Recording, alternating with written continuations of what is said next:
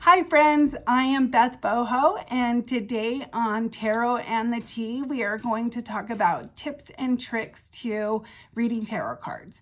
I really love teaching other people how to read tarot cards. I think that tarot cards have been an important part of my journey and have really given me insights into my emotions and my feelings and all of those things, and have helped me through some really tough times. I do want to say that my neighbor next door is getting a new roof on, so hopefully that doesn't detract from what we're doing here. Bear with me, but let's take a few deep breaths before we get going.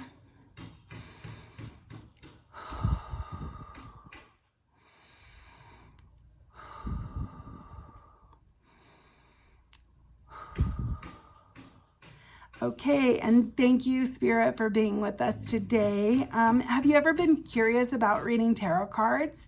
I know for a long time I was curious about it, and I actually got my first deck quite a few years ago. At Christmas time, somebody gave me the deck, and I actually started by just shuffling the cards, and I read in the little book that came with it that I should shuffle the cards and just pull a card, and it would tell me about what was going on in my life right there. And I pulled the Tower card, and I actually had just split from my husband at the time, and I felt like that Tower card really did represent what was going on in my mind and what my feelings, and since then I've been hooked. First, I want to share some cool facts about the tarot because I think that it's interesting to know kind of where it came from.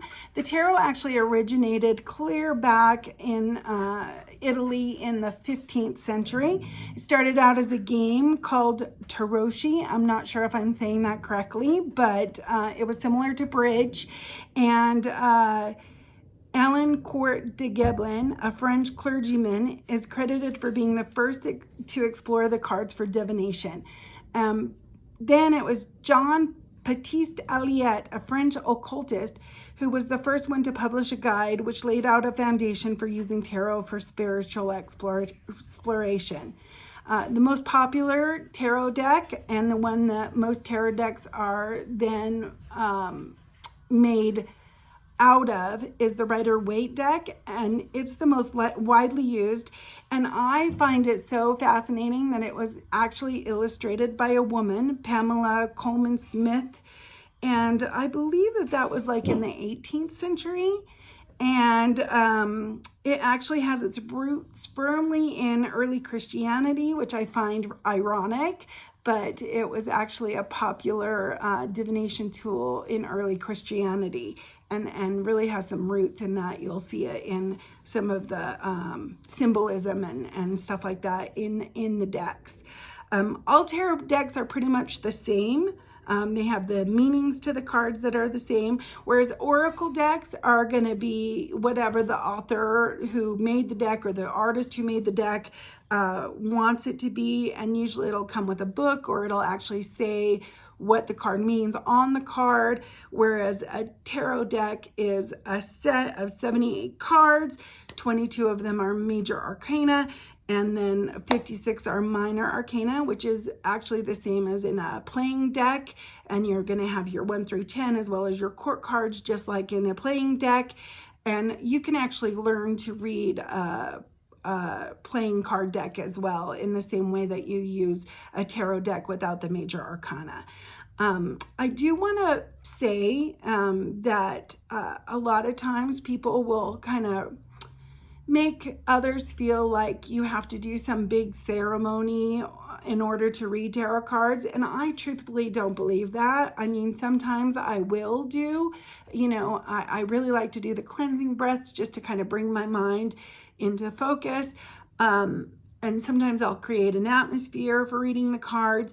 and make a big ceremony on it. But other times, I'm in a hurry or whatever, I really like to pull at least a card, sometimes 3 cards early in the morning. And so as I'm heading to work, I'll just quickly pull 3 cards, and I'm not even doing anything to make that into some big ceremony or anything like that, and it works just as well.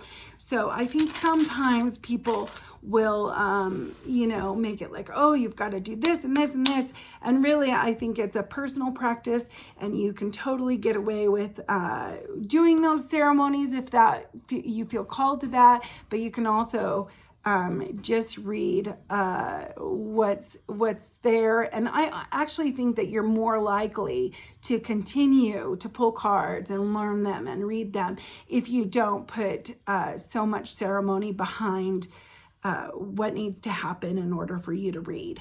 The major arcana are the events that have profound meaning in your life, major life changes or feelings, whereas the minor arcana are more changeable and give you an opportunity to change the outcome. So if you don't really like the outcome that you're getting in your reading, a lot of times you can change that outcome by whatever the minor arcana cards are saying. Or if you like the outcome, you can do more of the things that the minor arcana are saying, whereas the major arcana are more like, this is a life lesson or a huge turning point in your life, and so you have less control over those major arcana cards. So when you get a reading that has quite a few major arcana cards, you may know then that this is some big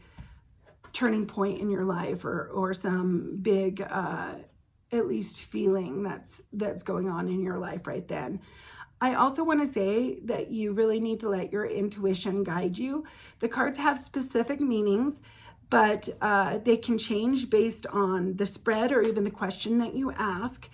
Also, I think that you can get some knowledge from the symbolism and things like that are in the card. So pay attention to what you're feeling from the pictures on the card, because sometimes those can even tell you. And also I think they help you to remember what the cards mean by kind of what's going on in the card. Sometimes you can see by looking at the card what that meaning might be. The tarot deck is set up as a story from the Fool to the World for the person that's being read for. And it's a completion of a cycle to a new beginning. Or a new beginning to the end of a cycle. And we can have multiple cycles going on in our life. So it could be about the question that you ask, or it could be kind of giving you an idea, like if you're doing an overall reading and there's a lot of a particular suit of cards in there, you can know that Spirit's trying to talk to you about those things. Court cards can be people, or they can represent traits in yourself. So, you might go, wow, why am I getting, this King card over and over again? Well, it could be either that you relate to some of the things that are going on in that King card, or it can be that some new person is coming into your life that has those traits. So I wanted to talk about what the different suits mean. So wands are about action or starting new endeavors. It's time to do something, time to, really make an action out of whatever is going on with your question. Wands are about action. Cups are about relationships and feelings or partnerships. Sometimes they can be love relationships, but also it can be indication of partnerships with jobs or things like that, or even a relationship with yourself. So keep that in mind when you pull the cards or the cups. Swords are thoughts and communication. It's a state of mind, and it means to make a plan and to let go of whatever is stressing you out or causing you worry. whereas the pentacles are about financial situations, work, home, security, your material world, using common sense to, give you some insight into that. I wanted to say that so many people have different ideas of how you shuffle a deck. I think that the most important thing is not how you shuffle a deck, but to do it in a consistent way.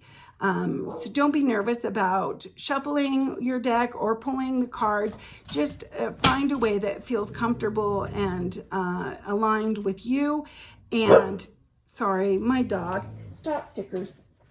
The neighbors are doing their roof, and every time they throw something in the garbage can, she thinks she needs to boof about it. So she's just saying hi to everybody.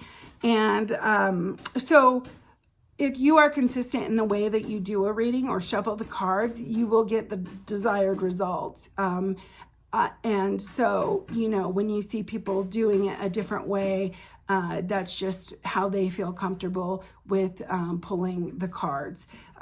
But for me, I actually like to shuffle them like a playing deck and then pull right from the top, whereas some people will, have them when they come out. And I do want to say, no matter how you shuffle, if a card pops out or jumps out, then you want to read that as part of your reading because it's telling you something important with that card. So don't ignore that or put it back in. Unless like you drop like a bunch of cards, then obviously, just put them back in and start again. But if like one or two or 3 cards pop out, you may want to include them in your reading. Don't be nervous about it. I think a lot of people feel like they can't do it, and really it's really an intuitive thing that tells you about what you're feeling and what you're going through. If you're the one reading the cards or if you're reading to someone else, it's reflecting their feelings about the situation. So I would never use it as like yes or no. This is, if the cards tell me this is what I'm gonna do. Like if you're asking about, oh, should I break up with my boyfriend or should I quit my job? Those are not the type of questions that are really conducive to a good reading, because sometimes really it is coming off of your feelings. So at that moment you might be feeling like, oh, I want to be done with this job, but obviously use your intuition on that and make a decision in that way. I think that the cards are better at what is the energy behind this situation, or what is the I ask all the time, what advice does my higher self want to give me about this situation? Things like that. I think that you don't have to cleanse your deck every single time that you do a reading. But I do think that it's good upkeep to clean your deck. And there's some cool little things that you do. I know that for me, usually if I'm doing a reading for a lot of people, probably a couple readings in, I'll clean my deck. Or I really also like to just set a crystal on top of it to cleanse it. There's a bunch of great crystals that you can use to help with that. You can also do smoke cleansing, knocking on the deck. So you would take the deck and just do like a quick knock on it before you read, or laying them out under the moon, the full moon specifically. I know I've heard some people say that they lay it out under the sun. I don't usually do that because they do tend to fade, and I want to keep my deck looking good. And also my favorite way when I'm just feeling like there's stagnation or the atmosphere is kind of stuck, I will organize the cards. So it usually goes wands, cups, swords, pentacles. You're going to put the major arcana first in order, and then those, and then that cleanses the whole deck, and you can then shuffle it again and start again. So really, I just want to reiterate that there's not any set rules that you necessarily have to do. If you feel compelled to do those things, then great. But if you don't, then you're still going to get a great reading. I think it's helpful to remember that it's a journey from the Fool going through that journey to the world, which is a completion of the cycle. And even in the minor arcana, it kind of goes on that same journey.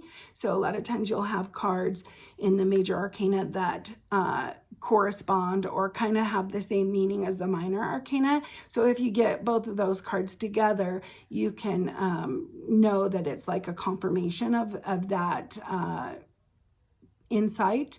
But also, if you have cards that are completely opposite from each other, it usually it makes the situation less volatile or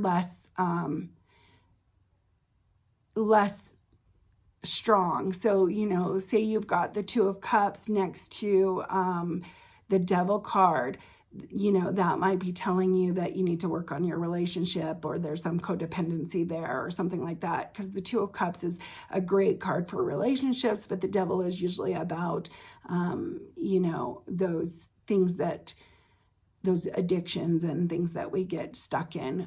So you might want to be careful of being codependent, things like that. So when you're looking at the spread, you can kind of get an idea of what the whole spread is trying to tell you. But these are just some tips and tricks. I hope you enjoyed this episode of Tarot and the Tea. I hope to do more of these. And if you have any questions, I would love to answer them in the comments. I do personal readings as well as classes on how to read tarot cards. I do parties where I can go into your home and read the tarot cards for you, or and give you a lesson on how to read the tarot, as well as I can do just one-on-one readings as well. So if you feel called to do that, definitely let me know. And thank you for joining us. Thank you, Spirit, for being with us today. And I hope you join me next time. If you feel inclined to, please like and share, and even start following me. I would love to build this community and help all of us to get some insights into our life. And thank you for being with me today. Have a great day. And I love you tons.